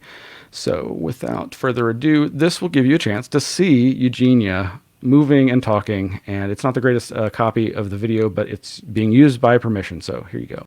Do you have any intuition what's behind the paranormal tales, like the red-eyed dog and the lights and the time bleed-throughs related to Oak Island? Yes, the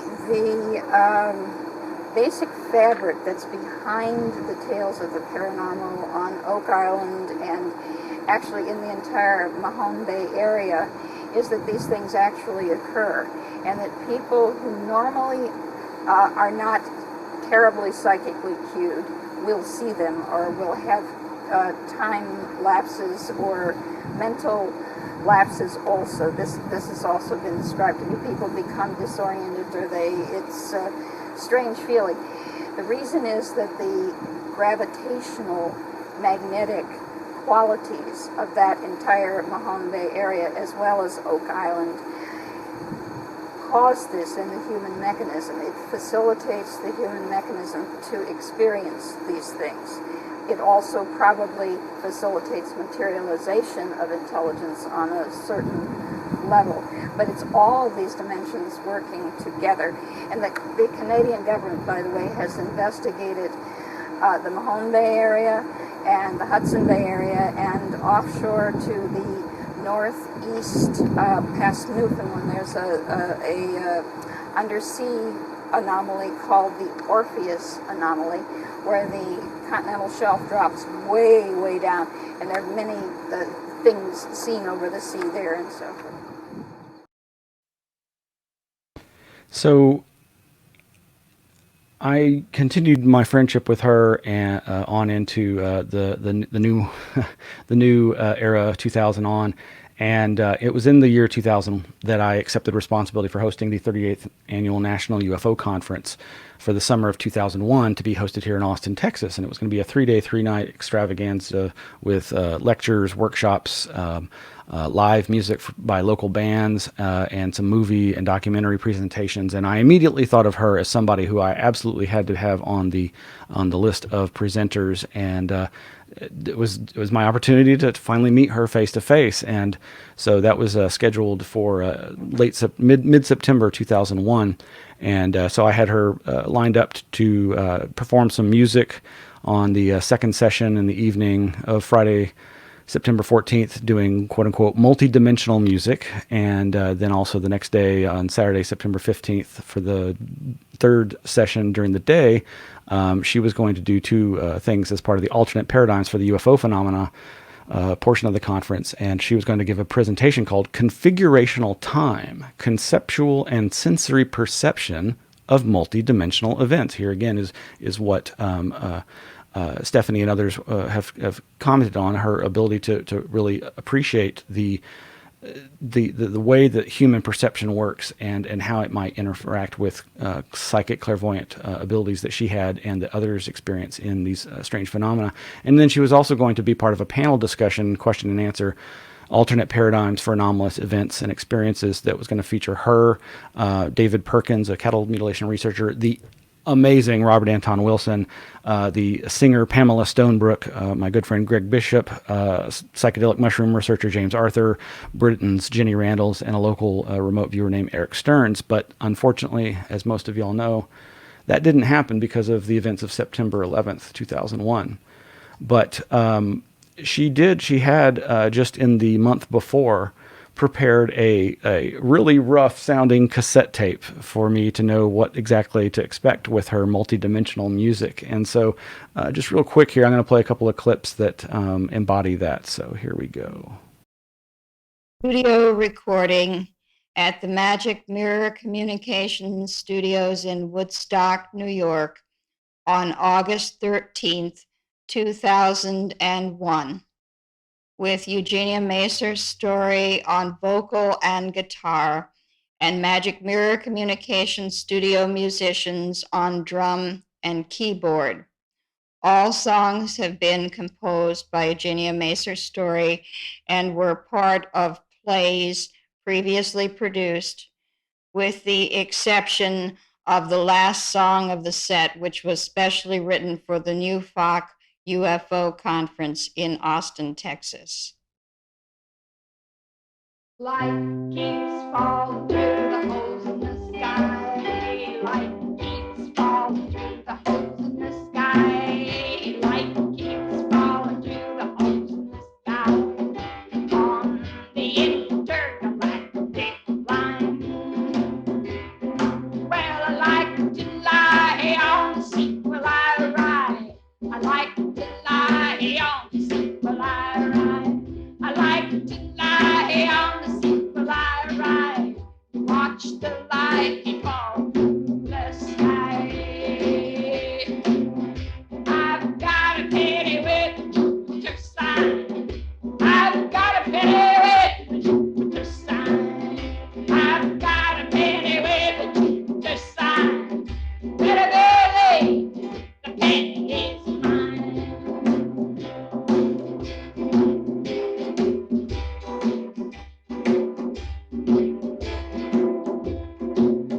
Light keeps falling through the holes in the sky. Light keeps falling through the holes in the sky. Light keeps falling through the holes in the sky. On the intergalactic line. Well, I like to lie on the sequel I ride. I like to lie on the sequel I ride. I like to lie on the sequel I ride. To watch the light fall from the sky. I've got a penny with a Jupiter sign. I've got a penny with a Jupiter sign. I've got a penny with a Jupiter sign. Better believe the penny is mine.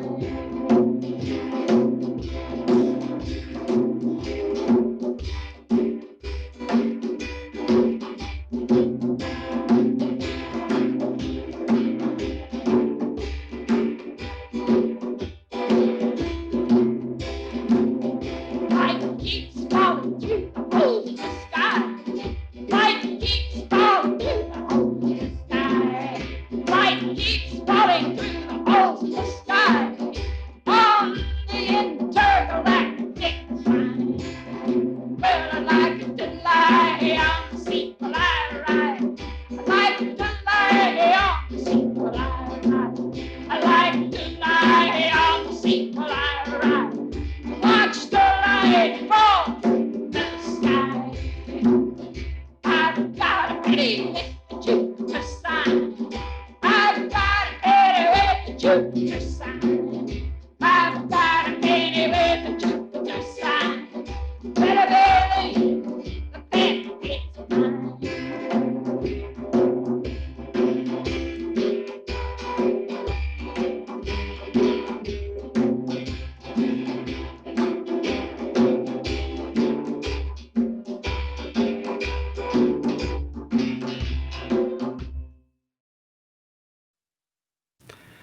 Okay, so I've been informed that there's a terrible echo that people are hearing with regards to the audio I'm playing, so I guess I'm not going to play that next clip, which was the very, very distorted. I'm pretty sure she recorded this like on an actual boombox.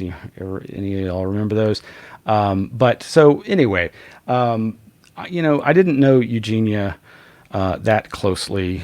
We corresponded on a semi-regular basis. There'd be long lapses in our correspondence, but she was somebody that I felt was near and dear to my heart because of her perspective and because of the challenges faced by somebody who's experiencing psychic clairvoyant experiences and also paranormal and other type of haunting and UFO close encounter type phenomena.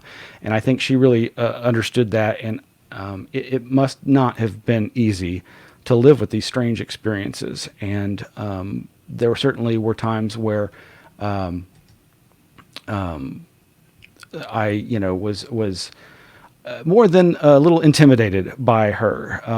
Just one last little thing here, she was absolutely psychic. She was clairvoyant. She definitely scared the bejesus out of me and some other close friends on a number of occasions with her amazing ability to sense things remotely. So I'm going to read this quote here from my this friend I mentioned, Adam Gorightly, from his book Happy Trails to High Weirdness, that kind of exemplifies this sort of thing. He says, "My first inkling of this apparent paranormal conspiratorial doppelganger phenomena came courtesy of longtime correspondent, the psychic and playwright Eugenia Macer-Story, when she commented to me via email several years ago about her curious encounter with an Adam Gorightly doppelganger at a late 90s East Coast New Age conference. What this all means, then and now, remains a continuing enigma, whether this alleged Gorightly double sighting was actually some sort of paranormal happening, an alphabet soup spy in disguise, or something more mundane and explainable. Eugenia, it should be noted, is not only psychic in title, but one of those rare and genuine psychics I've encountered who are few and far between, tuned into hidden frequencies and wavelengths that us normals hardly ever hear or see, our third eye vision impeded by the veil of reality.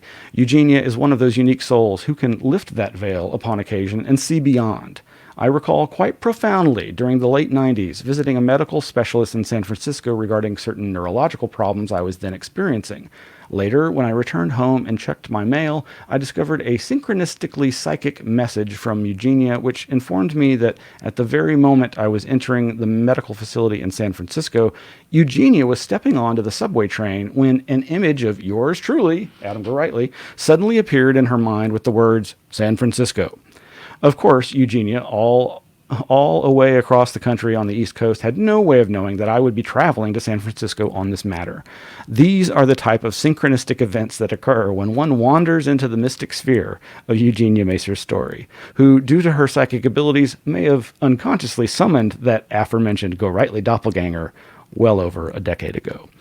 All right, well, let's bring all of our guests back on, and thank you for sticking with us, folks.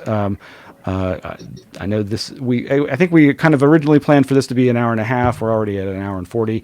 But I definitely want to give us a little bit more chance to interact with each other and discuss things that we might not have remembered to bring up in our individual talks. And sorry for the echo or any of the bad audio. There's so much about this. As many times as I do tests and so forth, things just don't always work the way you expect. So. And yes, I have also going in the background, and I think this may be the source of the echo. I'm not sure. I'm doing a screen share where I've got a loop of pictures of her and her books going. So, and I think actually, you know what? I can probably fix that. Hold on. So folks, what did we miss?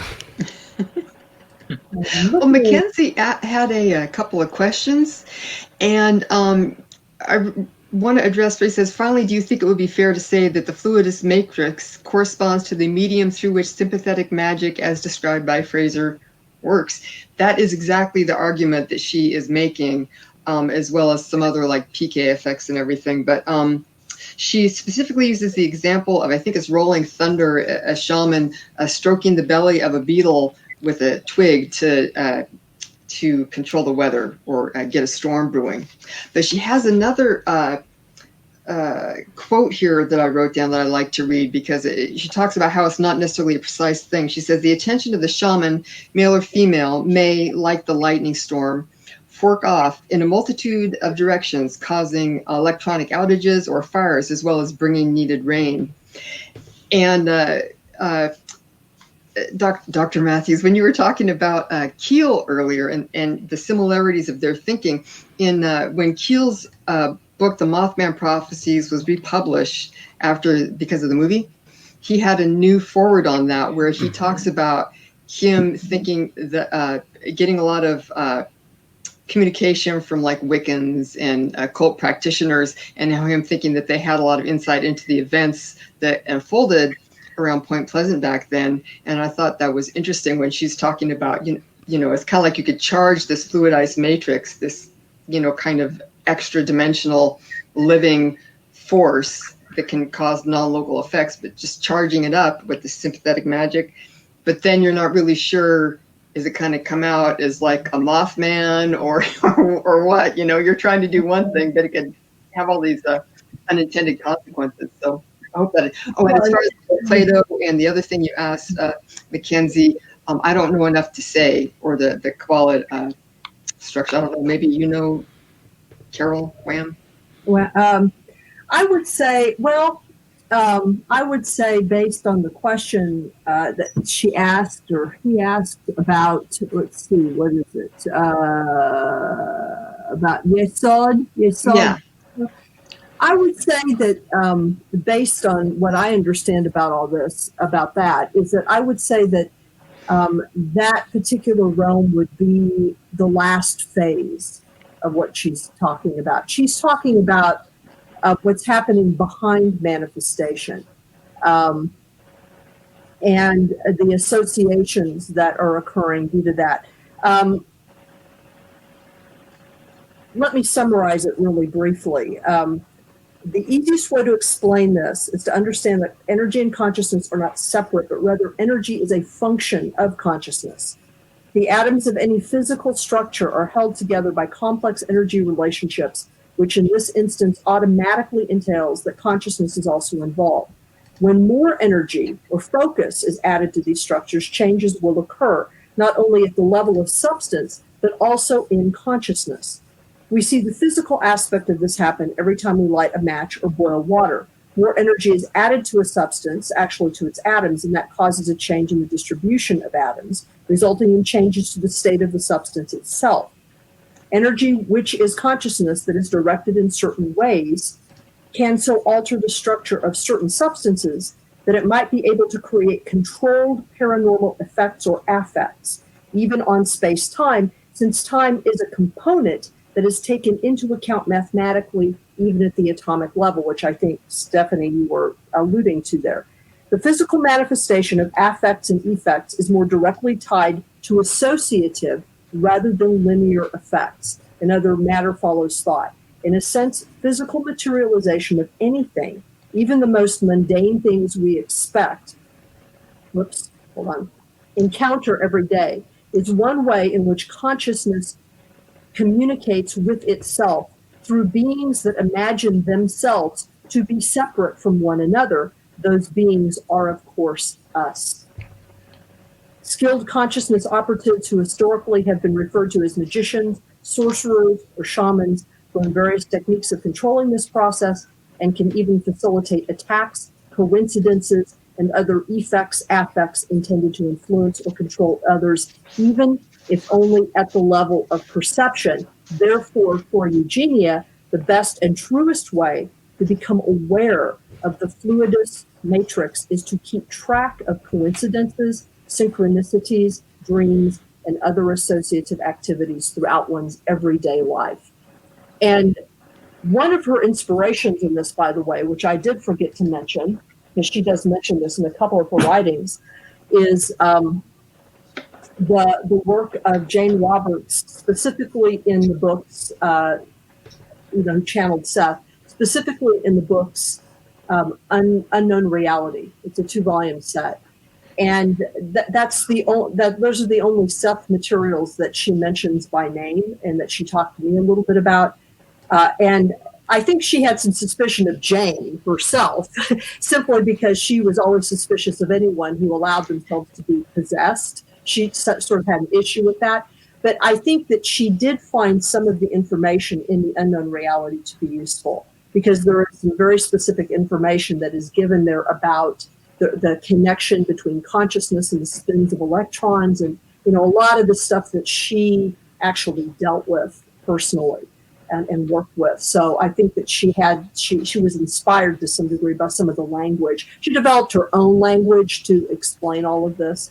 But that's what, if people are interested in sort of looking at other related kinds of concepts, you might check out Unknown Reality, volumes 1 and 2 of the Seth material, because there are some similar concepts in those books. And those are the most technical, actually, of the Seth books. But see, there was only one other thing I was going to talk about, but maybe it went away because it should. Oh, I know what it was. It's very brief. It's what led to the writing of this book. Eugenia led to the writing of this book, by the way.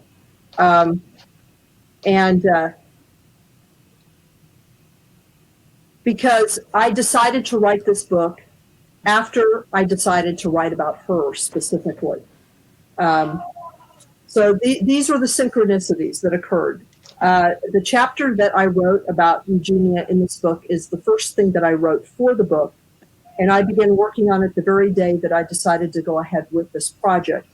That very same day, within an hour, I began an online search for any of her published articles. Within 20 minutes, I had not only located 5 articles which had only just been archived by 5 different online publications. Like literally, they had just been archived.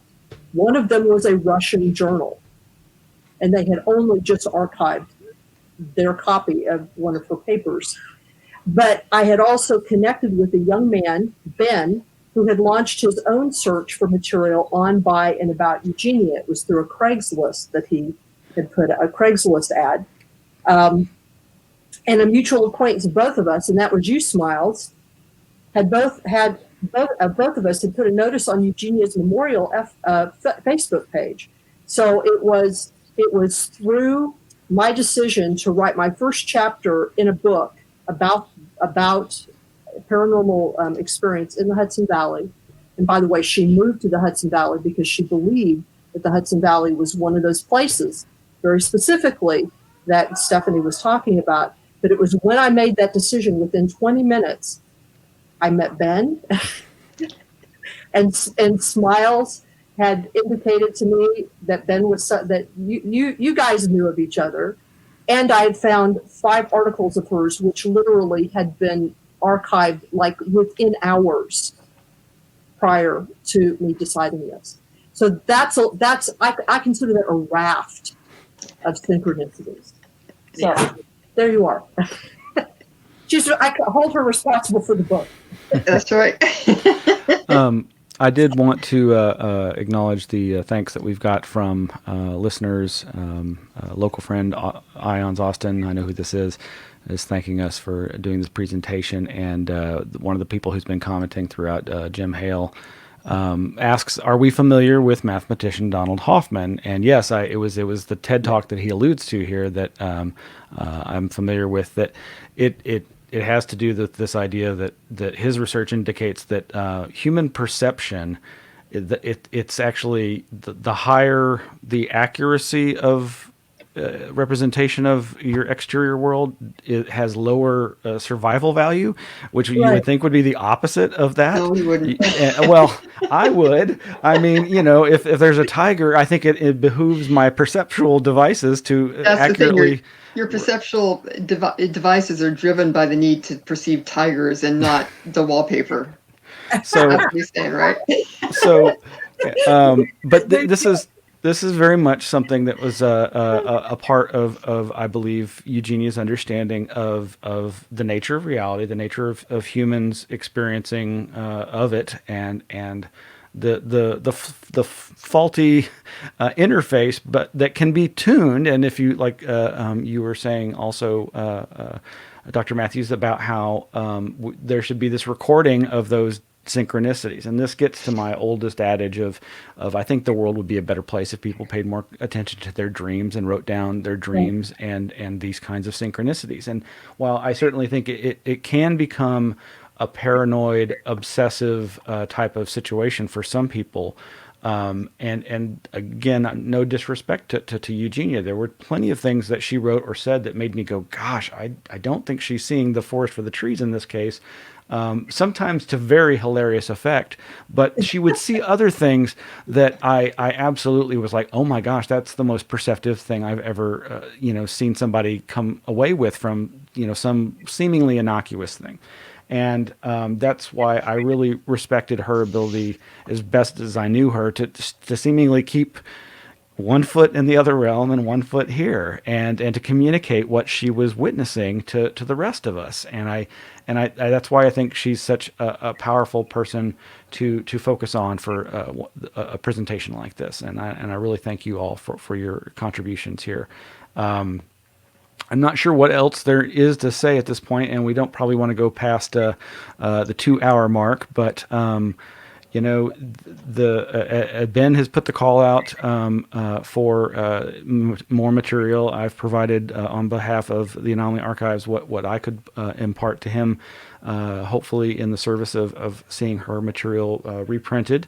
And I certainly, the Anomaly Archives is always interested in receiving more materials as an archival preservationist effort for her work. As I say, we've got a number of her books, a couple of multiple copies of a couple of her books, and including some of the poetry and these amazing articles. And what I was going to play for y'all, some clips from my 2008 interview with her, which she touched on a number of things, not least of which was again these events throughout her life where she would write down like there's an example in our interview where she talks about working with her theater group, and they at some point confront her with the fact that the notes she'd been writing on the script or the screenplay notes had very profound, personal, deep meaning and significance to the other people about things in their life that were not privy or public to her. And she just kind of shrugs it off as like, I guess I was just, psychically grokking things about them, and I think that's the mark of a true psychic often. So, or in another case, when I asked her about if she was familiar with the Bohemian Grove mythos, she said no, but I did write a play that involves an owl statue that has connections to the devil. And afterwards, somebody came up to me and said, "How did you know about that?" and got all accusatory. And it's just like, who knows? So, well, I don't know, because Bohemian Grove is interested. Because I live not too far from there, and it's in a very interesting place geologically, along the Russian River as it's heading towards the sea, this very dramatic coastline there where you just have these huge differentials in altitude, which she talked about as being very associated with these anomalous areas. So it's interesting that you have this place with the whole kind of weirdness and rumor and secrecy around it that's located in an area that matches up with a lot of the stuff that she was identifying as activating the fluidized matrix, and then she ends up receiving this information for her play. So yeah. All right. Well, like I said, I think we should probably wrap this up, but I want to thank everybody again for tuning in and listening, and especially each of our presenters, Dr. C.S. Matthews, Stephanie Quick, Ben Roylance. Thank you so much. Again, highly recommend Dr. Matthews' book, Mysterious Beauty: Living with the Paranormal in the Hudson Valley, and you can contact her through what website? Well, it's actually easier to contact me through my, I've got a Gmail account. It's Okay. Professor Wham 1, just the numeral. Professor Wham, the Wham is WHAM, Professor Wham 1 at gmail.com. Great. And Stephanie's blog, I'm always going to get this wrong. I love it, but Ghost Dog is Ghost Dog is a mystery box. You can do a search for that, and that'll come up. And Ben's Aport Used Books is on Instagram and other locations on the internet. And any other contact info anybody wants to give out, now's the time. All right. Well, thank you so much, everybody. Really appreciate it. We'll be back next month for another Anomaly Archives monthly meetup. And like I mentioned at the beginning of the broadcast, we'll be starting soon a new weekly news roundup and also an interview series. So you'll be seeing some of these same faces doing more in-depth interviews. And thank you all for tuning in. Good night.